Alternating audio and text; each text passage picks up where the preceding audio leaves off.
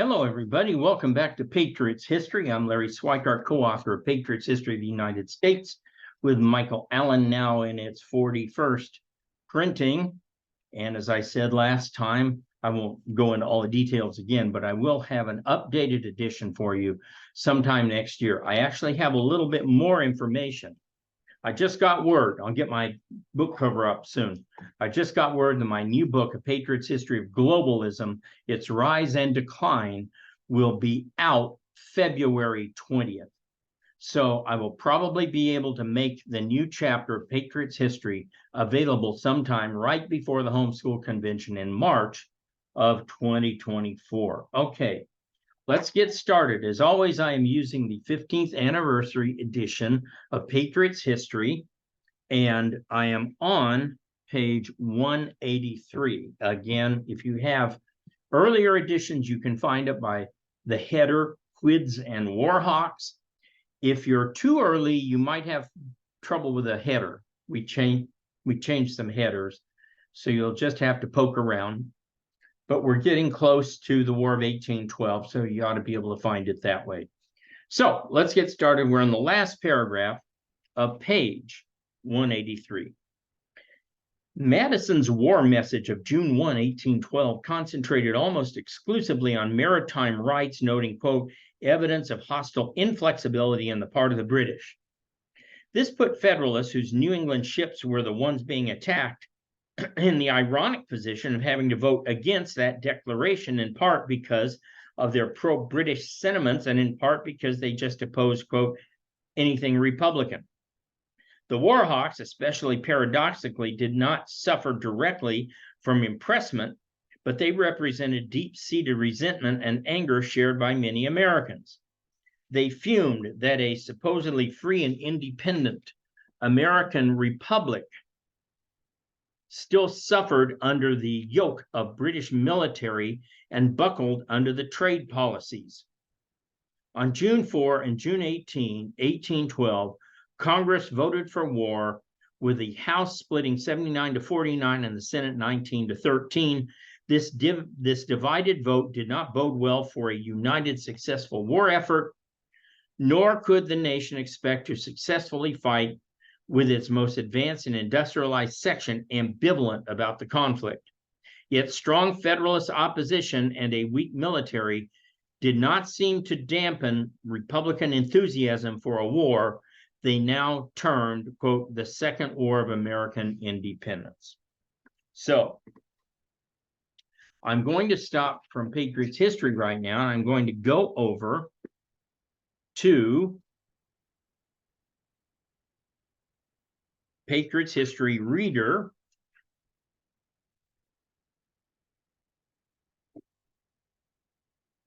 and I'm going to read you James Madison's Declaration of War, 1812. In June of 1812, James Madison addressed Congress over concerns regarding a series of belligerent acts by Great Britain against the United States that he believed warranted a military response and a declaration of war. Britain had continued its policy of, quote, impressment, in which British naval officers boarded American merchant ships, deemed American citizens either, quote, deserters from the Royal Navy or British subjects by denying naturalization, and forced them into service aboard British men of war. So they were stealing our people and making them fight against us. American ships were routinely boarded illegally and with impunity, but the United States was woefully unprepared for a conflict, either on land or at sea. By committing the nation to a war, with a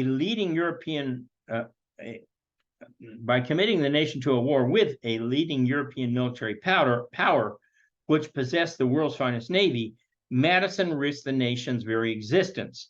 The Warhawks, namely those congressmen who sought war, hoped to expand America's borders, perhaps bringing Canada into the United States. Yet Madison mentioned nothing of this expansionism in his speech. To a large degree, Madison's address epitomized the War of 1812, which was poorly conceived, misdirected, and completely catastrophic. The British strategy was to separate New England from the rest of the United States and lay claim to New England. New York, and Michigan, and then, after seizing New Orleans, to claim all land west of the Mississippi. The first objective, to be accomplished through a victory in 1814, following the strategy employed by General Burgoyne in 1777, was denied them at the Battle of Plattsburgh by the commander of the American naval forces, Thomas McDonough. The second, after Edward Pakenham's defeat at New Orleans. It may be difficult today to understand the extent of Britain's arrogance in 1814 as the world's greatest superpower. Even after the Plattsburgh defeat, the British commander George Prevost retreat back to Canada. Many Britons were in favor of sending Wellington, who volunteered to go to America, the guy who defeated Napoleon, with an army of 50,000 Napoleonic War veterans.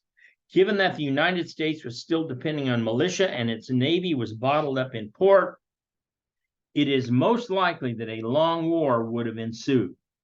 As Englishman William Corbett said, quote, "We must completely subjugate the Americans, a great kingdom, the mistress of the sea, the dictatress of Europe on the one side and the last of the republics on the other.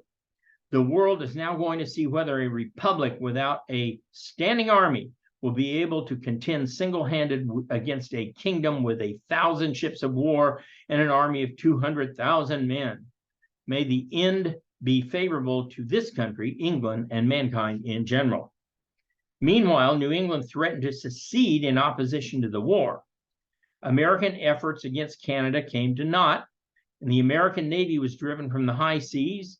Washington was seized and burned, and only the defense of Baltimore, together with Macdonough's victory at Plattsburgh, narrowly convinced the British peace negotiators to conclude a treaty that merely restored the pre-war status between the two countries. As with any war speech, Madison's rationale for sending American troops into combat should be examined with an eye toward possible alternatives, weighing the risk against possible undesirable outcomes, and above all, the legitimacy and constitutionality of the request. So here is Madison's speech to Congress, June 1, 1812. "I communicate to Congress certain documents, being a continuation of those heretofore laid before them on the subject of our affairs with Great Britain. Without going back to the renewal in 1803 of the war in which Great Britain is engaged, and omitting unrepaired wrongs of inferior magnitude, the conduct of her government presents a series of acts hostile to the United States as an independent neutral nation." In other words, I'm not going to go back and list everything they've done since 1803, which is pretty bad, but doesn't rise to the level of war. British cruisers have been in continued practice of violating the American flag on the Great Highway of Nations, and of seizing and carrying off persons sailing under it, not in the exercise of a belligerent right founded on the law of nations against an enemy, but of a municipal prerogative over British subjects. British jurisdiction is thus extended to neutral vessels in a situation to which no laws can operate but the law of nations and the laws of the country to which the vessels belong. And a self-redress is assumed, which, if British subjects were wrongfully detained and alone concerned, is that substitution of force for a resort to the responsible sovereign, which falls within the definition of war. In other words, this isn't something trifling. This isn't something that, if it was happening to Great Britain, as Madison says, they'd be at war right now. Could the seizure of British subjects in such cases be regarded as within the exercise of a belligerent right? The acknowledged laws of war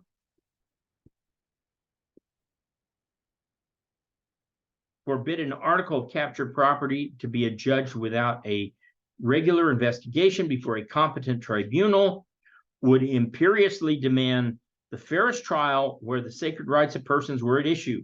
In place of such a trial, these rights are subjected to the will of every petty commander. So there's no trial going on of these people. The practice, hence, is so far from affecting British subjects alone that, under the pretext of searching for these, thousands of American citizens, under the safeguard of public law and of their national flag, have been torn from their country, and from everything dear to them, have been dragged on board ships of war of a foreign nation and exposed under the severities of their discipline to be exiled to the most distant and deadly climes, to risk their lives in the battles of their oppressors, and to be melancholy instruments of taking away those of their own brethren. In other words, they're not only imprisoning these people, they're turning them into enemy sailors that can actually attack our vessels as well. British cruisers have been in the practice of also violating the rights and peace of our coasts. They hover over and harass our entering and departing commerce. To the most insulting pretensions, they have added the more lawless proceedings in our very harbors and have wantonly spilled American blood within the sanctuary of our territorial jurisdiction. The principles and rules enforced by that nation when a neutral nation against armed vessels of belligerents hovering near our coast and disturbing our commerce are well known. When called on, nevertheless, by the United States to punish the greater offenses committed by our own vessels, the government of England has bestowed on their commanders additional marks of honor and confidence. They've rewarded these guys. They've given them medals for doing what they're doing. Under pretended blockades, without the presence of adequate force and sometimes without the practicability of applying one, our commerce has been plundered in every sea. The great staples of our country have been cut off from their legitimate markets, and a destructive blow aimed at our agriculture and maritime interests. In other words, they're trying to pick a war. And to render the outrage the more signal, these mock blockades have been reiterated and enforced in the face of official communications from the British government declaring as the true definition of a legal blockade, quote, that particular ports must be actually invested in previous warning given to vessels bound to them not to enter. In other words, Madison is saying, sort of like Jefferson did in the Declaration, they're not even following their own laws of maritime power. They're not even trying to obey the law. Not content with these occasional expedients for laying waste our neutral trade, the Cabinet of Britain resorted at length to the sweeping system of blockades under the name of Orders in Council, which has been molded and managed as might best suit its political views, its commercial jealousies, or the avidity of British cruisers. To our remonstrances against the complicated and transcendent injustice of this innovation, the first reply was that the orders were reluctantly adopted by Great Britain as necessary retaliation on decrees of her enemy proclaiming a general blockade of the British Isles at a time when the naval force of that enemy dared not issue from its own ports. He's referring here to the fact that the British did this, claiming, oh, Napoleon is blockading us. And Napoleon didn't even have a navy then. The British Navy sunk the French Navy at Trafalgar. They wouldn't even leave port after that.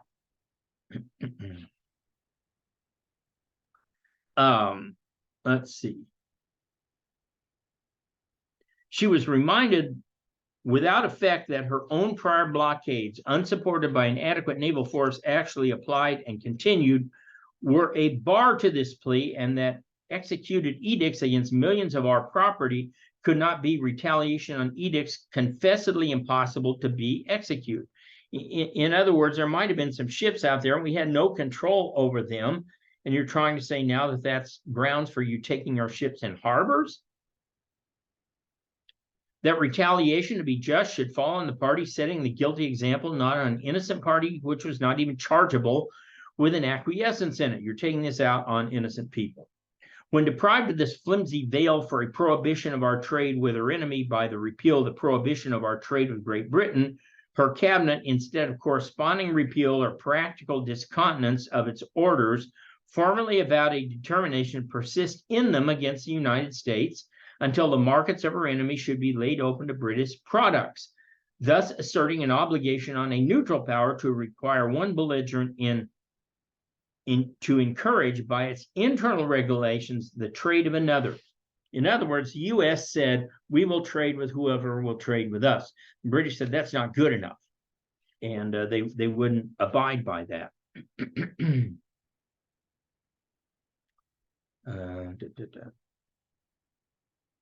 Let's see.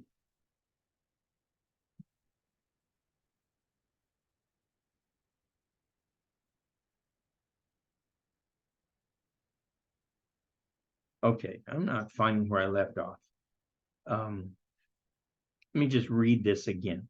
When deprived of this flimsy veil for prohibition of our trade with her enemy by the repeal of this prohibition of our trade, that is, repeal of the boycotts with Great Britain, her cabinet, instead of a corresponding repeal or a practical discontinuance of its orders, formally avowed a determination to persist in them against the United States until the markets of her enemy should be laid open to British products, thus asserting an obligation on a neutral power to require one belligerent to engage in its internal regulations, its own laws, the trade of another belligerent, contradicting her own practice toward all nations in peace as well as war, and betraying the insincerity of those professions which inculcated a belief that having resorted to her orders with regret, she was anxious to find an occasion for putting an end to them.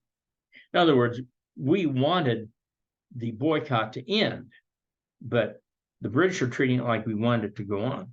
Abandoning still more all respect for neutral rights of the United States and for its own constituency, the British government now demands as prerequisites to an appeal of its orders as they relate to the United States that a formality should be observed in the repeal of the French decrees, nowise necessary to their termination nor exemplified by British usage, and that the French repeal, besides including that portion of the decrees which operates within a territorial jurisdiction, as well as that which operates on the high seas against the commerce of the United States, should not be a single and special repeal in relation to the United States, but should be extended to whatever other neutral nations unconnected with them may be affected by those decrees.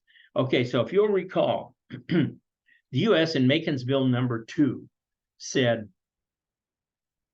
whichever of you, Britain or France, will repeal your blockades on us, we will trade with you. Well, obviously, the French would do this first because they had no navy. And so they were looking to restore American trade without being able to enforce it. And the British said, this isn't good enough. You're going to have to be a model for everybody, all neutral nations everywhere. British are just being a-holes, to use a common term.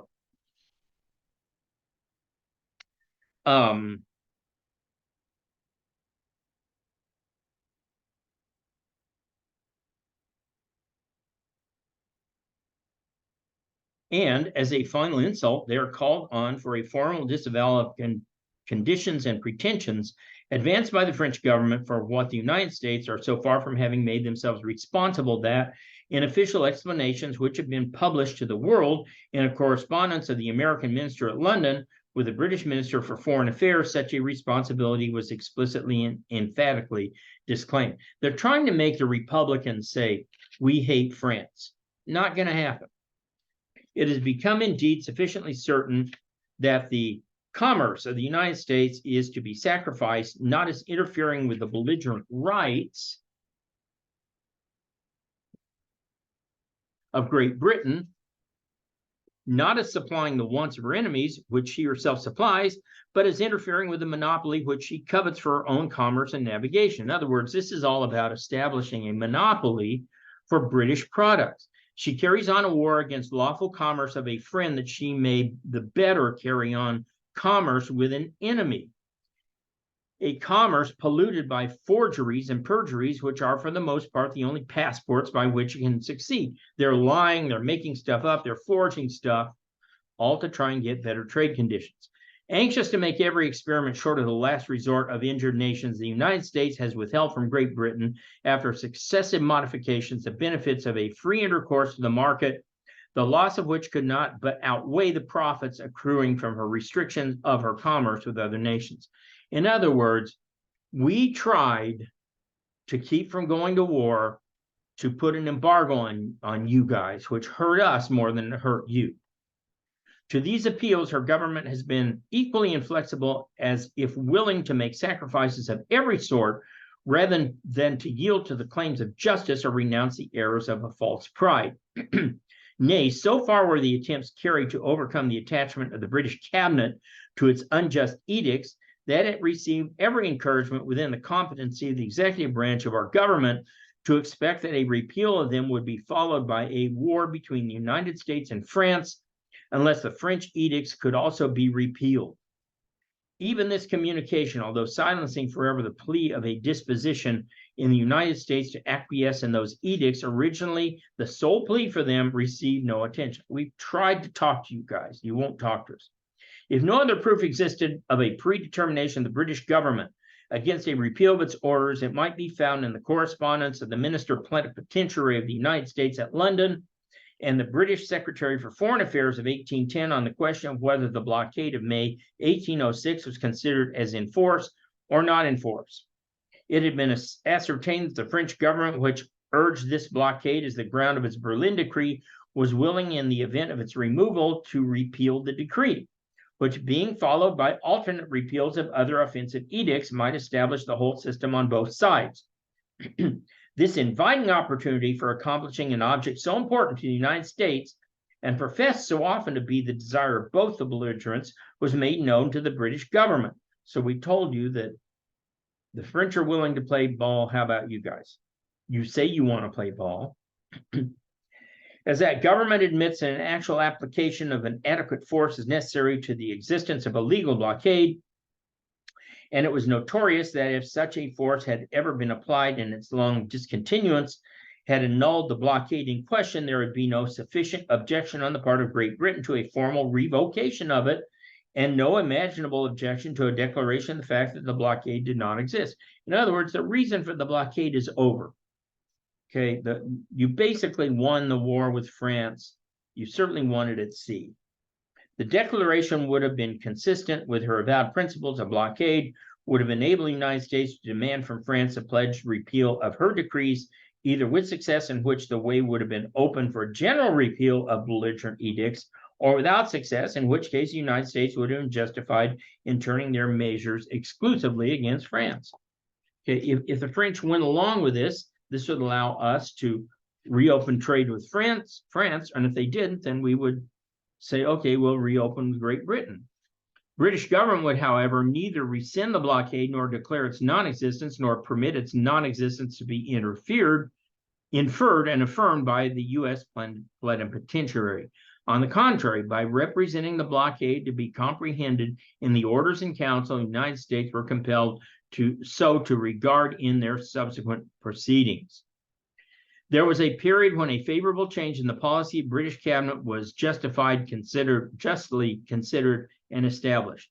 The Minister Plenipotentiary of His Britannic Majesty have proposed an adjustment of the differences more immediately endangering the harmony of the two countries. The proposition was accepted with a promptitude and cordiality corresponding with the invariably professions of the government. A foundation appeared to be laid for a sincere and lasting reconciliation. The prospect, however, quickly vanished. The whole proceeding was disavowed by the British government without any explanation which could, at the time, repress the belief that the disavowal proceeded from a spirit of hostility to the commercial rights and prosperity of the United States, and it has since come into proof that at every moment when the minister public was holding the language of friendship and inspiring confidence in the sincerity of the negotiation, which he was charged, a secret agent of his government was employed in intrigues having for their object a subversion of our government and the dismemberment of our happy union. In other words, we thought we were going to have peace for a minute. Your own minister plenipotentiary agreed to it. It looked like he was speaking for the whole government, but you guys were lying your teeth off. You were lying and scheming behind the scenes. In reviewing the conduct of Great Britain toward the United States, our attention is necessarily drawn to the warfare just renewed by the savages on one of our extensive frontiers, that is the Indians, a warfare which is known to spare neither age nor sex, to be distinguished by features peculiarly shocking to humanity.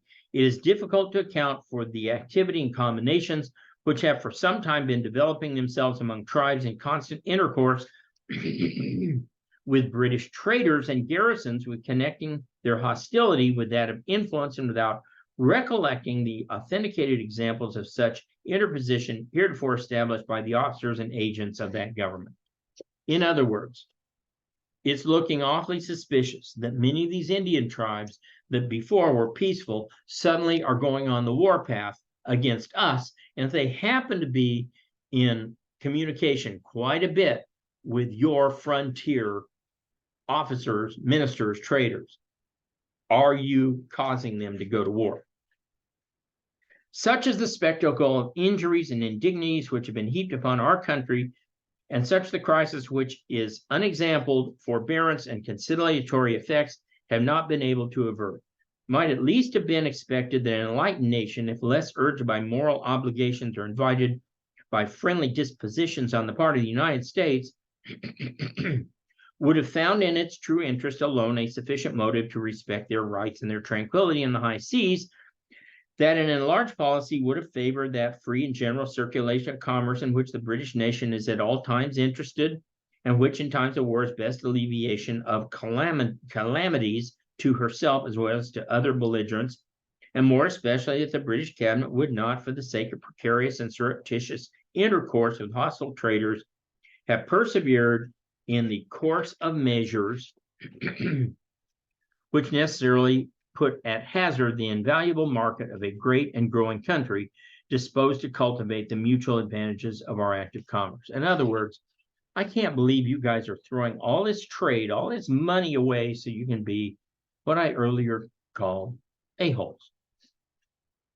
Other counsels have prevailed. Our moderation and conciliation have had no other effect to encourage perseverance to enlarge pretensions. We behold our seafaring citizens still the daily victims of lawless violence committed on the great common and highway of nations, meaning the oceans, and within sight of the country which owes them protection. We behold our vessels freighted with the products of our soil and industry, or returning with honest proceeds of them, wrested from their lawful destinations, confiscated by private courts, so no longer the organs of public law, but the instruments of arbitrary edicts, and their unfortunate crews dispersed and lost, or forced or inveigled in British ports into British fleets.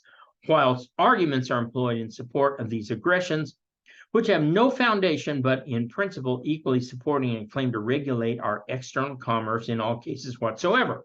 In other words, the only reason we can see for all of this is you want a monopoly on all trade, and you don't want us out there in the marketplace. We behold, in fine, on the side of Great Britain, a state of war against the United States, and on the side of the United States, a state of peace toward Great Britain. Or the United States shall continue passive under these progressive usurpations and these accumulating wrongs, or by opposing force to force in defense of national rights, shall commit a just cause into the hands of the Almighty disposer of events, God, avoiding all connections which might entangle in the contest or views of other powers. We're not fighting because somebody else wants us to fight, and preserving a constant readiness to concur in an honorable reestablishment of the peace and friendship is a solemn question which the Constitution wisely confides into the legislative department of the government.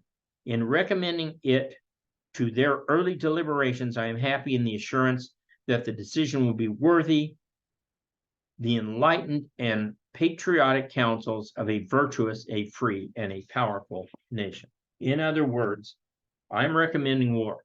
It's up to you guys in the U.S. Congress to declare war. But if it were up to me, I recommend war.